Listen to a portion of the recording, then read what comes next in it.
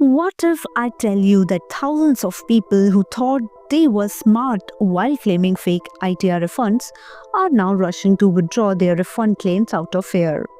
Yes, this is exactly what happened when the Income Tax Department launched a massive crackdown on fake refund claims. Recently, officers conducted raids at more than 150 places across the country. These raids were focused on people and consultancies who were using fake documents and false income details to claim big refunds from the government. And guess what? As soon as the news of the raids broke out, people started cancelling their refund claims one after another. This scam was running on a simple trick.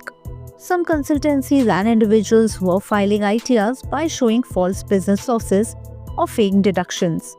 They promised easy refunds and fast money to people who had no clue that this is a serious crime. But the truth exploded when the income tax team stepped in. Not only did they raid these agents, but also started questioning individuals who were part of this fake game knowingly or unknowingly. The result? Many people panicked and began withdrawing their refund requests before the tax department could catch them.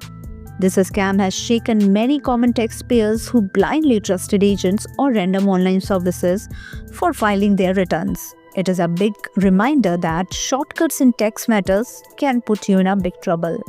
The Income Tax Department has made it clear claiming a refund on fake grounds is a punishable offense and you might have to pay heavy penalties or even face legal action.